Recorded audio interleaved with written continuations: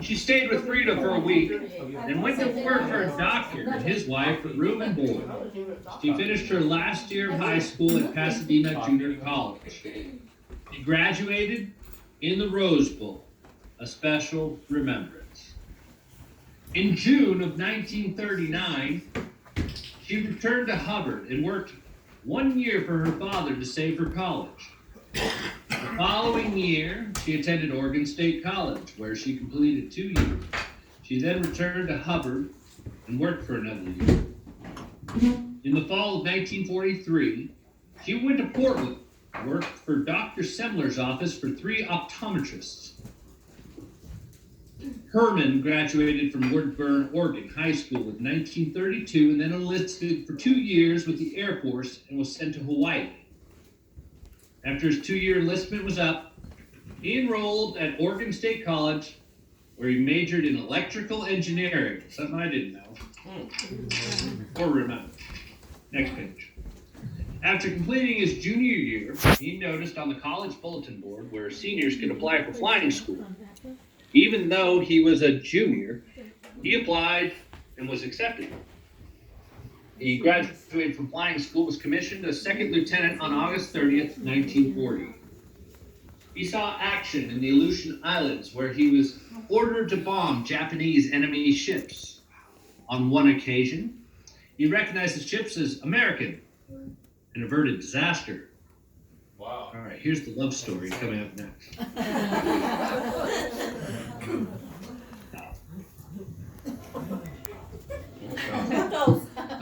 Ruth met Herm while still working in Hubbard in 1943.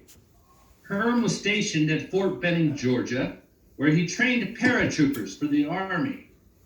Herman came home occasionally to visit his mother, who lived in Aurora. He and his mother dropped in to borrow some tools from Ruth's folks, who they had known for years. Ruth came home for dinner from the creamery where she worked. She spotted this handsome major in his uniform sitting in the kitchen with his long legs crossed, reading a Life magazine. A still vivid memory. Later, Herm was into Alliance, Nebraska, where he was squadron commander, getting troops ready to go overseas.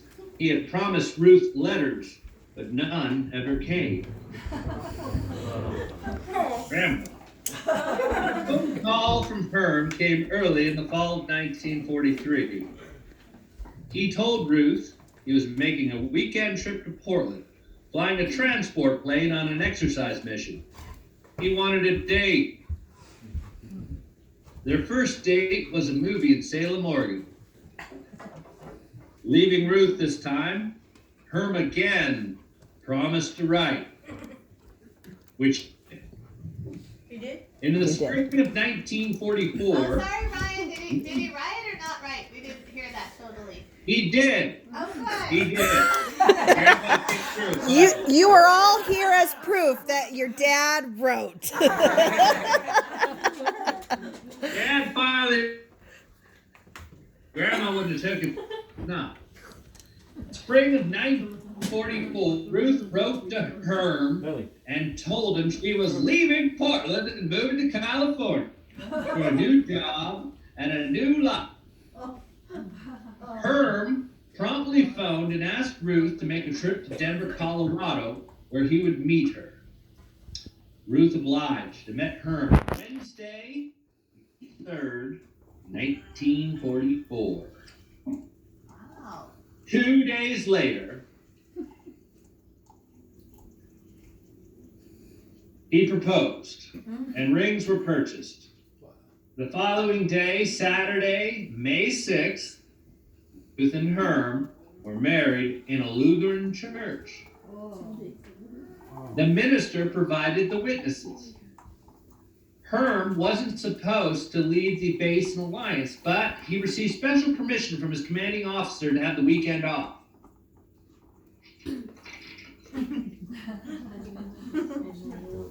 He drove back to Alliance on Sunday and greatly surprised his associates there, announcing that Herman Pardey, 30 years old, was no longer an eligible bachelor. Apparently, a disappointment to some of the young ladies. After 3 months in Alliance, Herm was transferred to Georgefield, Illinois. He and Ruth lived across the Wabash River in Vincennes, Indiana. On May 5th, 1945, one day before their first anniversary, Uncle of Joy, Herman, was born. Oh, that's wonderful.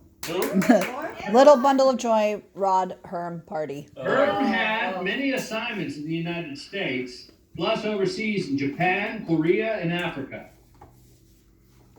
During his time, Ruth was mainly in Tacoma, Washington, where they have lived for 46 years, except a short tour of duty when he lived in San Antonio, Texas.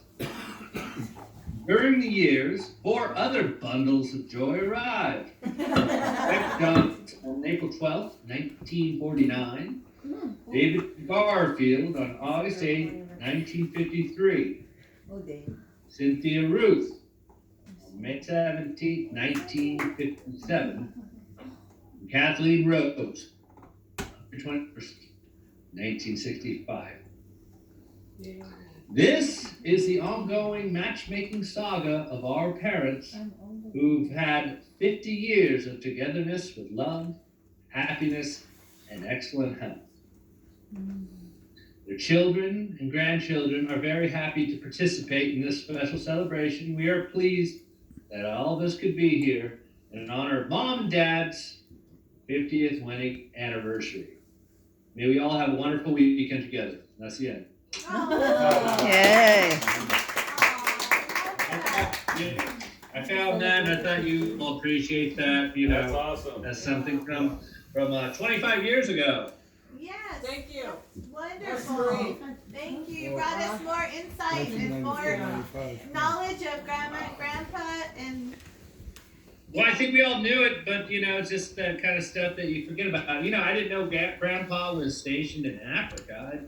I never remember hearing I about it. don't remember that either. Right? I guess you all were kids when he was off doing that, right? I wasn't born yet. Yeah, because when I was born, he was already retired from the Air Force. Right. So my first memories of our grandparents were actually, Kathleen, you were still living at the house, I think. It was like your last time. Uh-huh. And Frosty was still living at the house on Veterans Drive. Oh, yes, I remember Frosty. You remember Frosty. Yes. So Frosty was still alive, and you were still at the house, I think. Okay. And Yeah, I was there then. Yeah, so if I'm going to remember my earliest memories, and going to that house on Veterans Lane always to me was like traveling in time, and I still can see it like it was just yesterday. I remember too. I remember your bedroom. I remember. Okay. I remember your you had that weird little corner and how you had it all flowery and I remember Frosty. Yeah.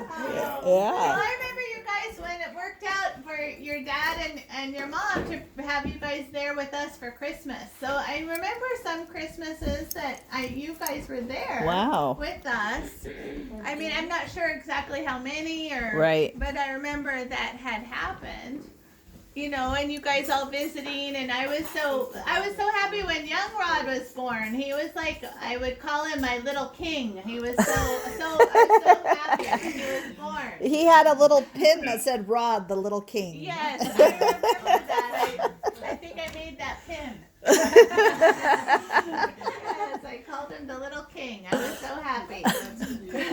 And Rod one day, I don't know if Rod remembers, but Rod one day you dressed up in Grandpa's clothes, and it was fun because you were just young, you know, and you put on Grandpa's clothes, and it was kind of fun, you know, like dressing up.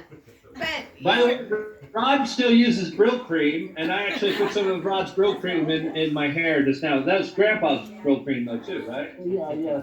So when I was in high school, I found some grill cream, and I did actually buy it recently again. I don't know why. I don't use it often, but it's pretty cool, you know. If you guys know what that is, you guys even know what that is? Well, I remember you being like, Grandpa's hair always looks really, really good. What makes Grandpa's hair look so good? And you're like, I'm going to try what he uses.